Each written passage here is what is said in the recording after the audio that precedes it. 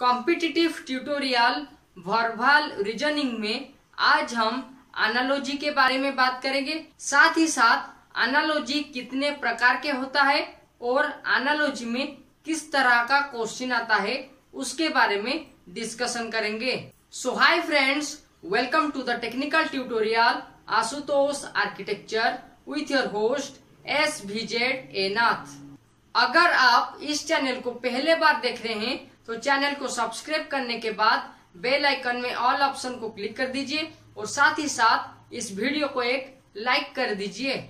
पहले जानते हैं एनालॉजी क्या है। एनालॉजी का मतलब है सिमिलर। अगर दो ठो वर्ड में कुछ सिमिलरिटी रहता है, उनका मीनिंग सेम रहता है, तो उन दोनों वर्ड को सिमिलर वर्ड या फिर एनालोगस वर्ड कहेंगे। मान लीजिए ए एक वर्ड है और बी एक वर्ड है।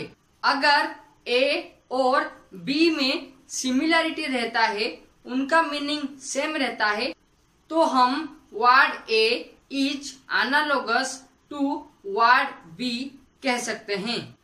तो एनालॉजी में जो वर्ड्स हैं उनके अंदर क्या सिमिलरिटी है उसको आइडेंटिफाई करना पड़ता है और उसके बाद एनालॉजी में जो क्वेश्चन दिया जाता है उसे सॉल्व किया जाता है।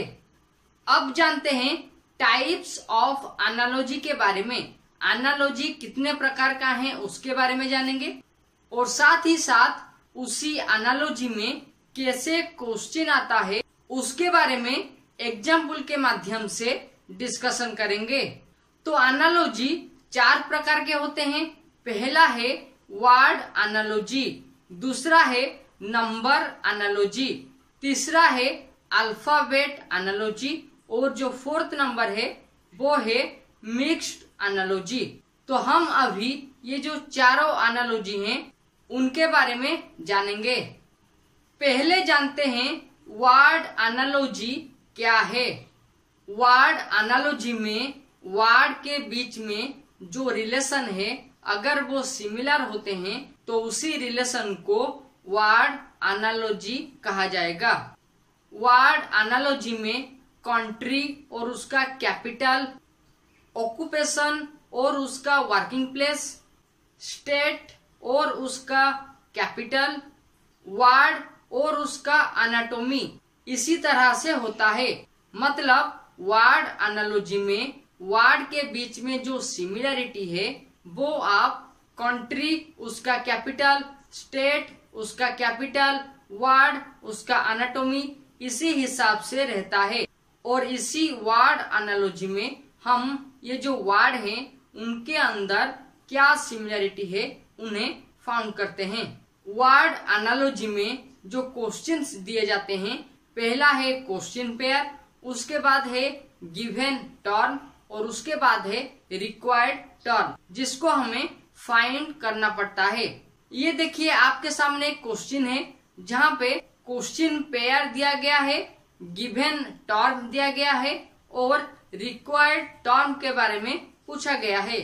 क्वेश्चन टर्म में काओ इज टू काल्फ है और जो गिवन टर्म है वो है हेन और जो रिक्वायर्ड टर्म है उसे आइडेंटिफाई करना है। देखिए काउ एनिमल का जो किड है, जो बच्चा है, उसे काल्फ कहते हैं। उसी तरह हेन का जो बच्चा है उसे चिक कहेंगे।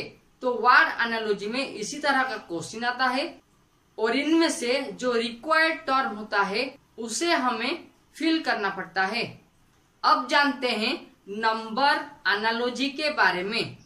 नंबर एनालॉजी में जो नंबर्स हैं वो ग्रुप ऑफ नंबर के हिसाब से आ सकता है या फिर नंबर पेयर्स के माध्यम से आ सकता है। नंबर एनालॉजी में एडिशन या फिर सब्सट्रैक्शन माध्यम से क्वेश्चन आ सकता है या फिर मल्टीप्लिकेशन और डिवीजन के हिसाब से आ सकता है या फिर नंबर्स में जो रिलेशन है वो स्क्वायर रूट, क्यूब रूट इसी तरह से आ सकता है। नंबर सीरीज में जो क्वेश्चन दिया जाता है उसमें सबसे पहले हम जो नंबर्स क्वेश्चन पेयर्स में हैं उनमें क्या रिलेशन है उनको जानना पड़ता है।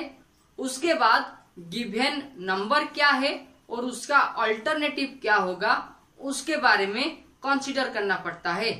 तो चलिए नंबर एनालॉजी एक एग्जाम्पल के माध्यम से जान लेते हैं। यहाँ पे आपको एक क्वेश्चन दिया गया है 25:625 देन 29:डैश।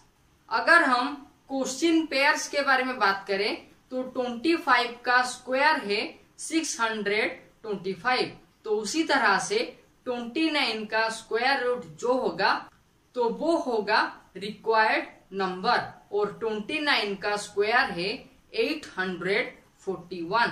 तो नंबर एनालॉजी में आपको इसी तरह का क्वेश्चन दिया जाएगा। अगर आपको वर्बल रीजनिंग एनालॉजी से कुछ नॉलेज मिल रहा है तो इस वीडियो को एक लाइक कर दीजिए। साथ ही साथ इसी तरह का वीडियो देखने के लिए चैनल को सब्सक्राइब करने के बाद बेल आइकन में ऑल ऑप्शन को क्लिक कर दीजिए। अब जानते हैं अल्फाबेट एनालॉजी के बारे में।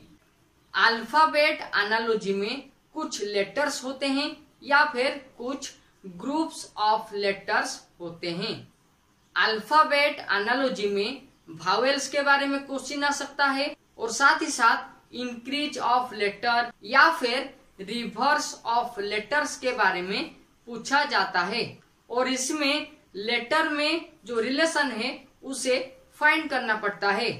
अल्फाबेट एनालॉजी में जो क्वेश्चंस पेयर्स दिए जाते हैं उनको पहले ऑब्जर्व करना पड़ता है और उनके अंदर जो रिलेशन है उसे एस्टैब्लिश करना पड़ता है। उसके बाद गिवन अल्फाबेट और रिक्वायर्ड अल्फाबेट क्या होगा उसे डिटरमाइन करना पड़ता है।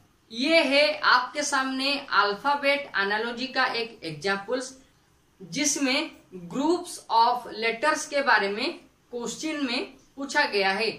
देखिए क्वेश्चन पेयर में ABCD EFGH ये है।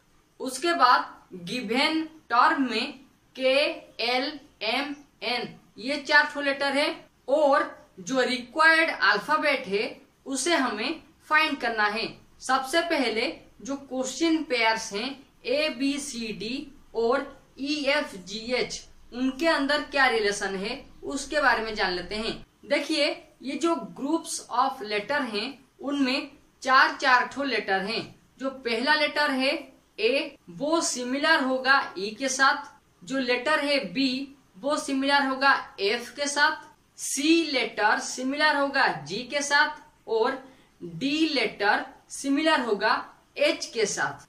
तो उनमें जो रिलेशन है वो है लेटर इंक्रीजिंग, मतलब A से लेके E तक 4 नंबर्स ऑफ लेटर इंक्रीज हुआ है, और जो क्वेश्चन पेयर है वो इसी तरह से इंक्रीज हुआ है। अब जो रिक्वायर्ड अल्फाबेट है वो भी इसी तरह से इंक्रीज होगा, और 4 इंक्रीज करने के बाद जो रिक्वायर्ड अल्फाबेट है वो होगा O, P, Q and R। तो अल्फाबेट एनालॉजी में जो लेटर्स हैं उनके बीच जो रिलेशन है उसे एस्टेब्लिश करना पड़ता है, उन्हें जानना पड़ता है। उसके बाद जो रिक्वायर्ड अल्फाबेट है उसे फाइंड किया जाता है, और अल्फाबेट एनालॉजी में आपको अल्फाबेट का जो नंबर्स हैं उन्हें याद रखना पड़ेगा। तो अब हम मिक्स्ड एनालॉजी के बारे में डिस्कशन करेंगे। मिक्स्ड एनालॉजी क्या है? जिस एनालॉजी में वर्ड रहेगा, नंबर रहेगा, लेटर्स रहेगा, उन्हें मिक्स्ड एनालॉजी कहा जाएगा। मिक्स्ड एनालॉजी में लेटर्स में जो रिलेशन है उसकी मदद से क्वेश्चन में आ सकता है, या फिर लेटर का सम के हिसाब से क्वेश्चन आ सकता है। और मिक्स्ड एनालॉजी में जो क्वेश्चन आता है उनमें सबसे पहले हम जो गिवन अल्टरनेटिव दिया जाता है उसे कंसीडर करना पड़ता है, और उसके बाद रिक्वायर्ड नंबर या फिर लेटर के बारे में कंसीडर करना पड़ता है। मिक्स्ड एनालॉजी में इस तरह का क्वेश्चन आ सकता है। पहले लिखा गया है न्यूज इज टू 14, 5, 23 और 19। ये है क्वेश्चन पेयर। पहले जानते हैं इसमें क्या रिलेशन है। देखिए न्यूज में जो 4 ठो लेटर हैं NEWS, उनका पोजीशन नंबर के हिसाब से क्या होगा वो यहाँ पे दर्शा गया है। उसके बाद क्वेश्चन में पेपर है और पेपर इज टू क्या होगा उसके बारे में पूछा गया है। पेपर में 5 ठो लेटर है PAPER और उनका जो सीरियल नंबर आता है उसी हिसाब से क्वेश्चन मार्क को फिल करना है। तो यहाँ पे जो आंसर है वो होगा 16, 1, 16, 5 and 18. Okay friends, times to wind up competitive tutorial for verbal reasoning on analogy. For more video, you can click on iCards and also watch these videos. Till then, subscribe, like and share Ashutosh Architecture, and don't forget to press the bell icon so that you never miss another update. Thank you.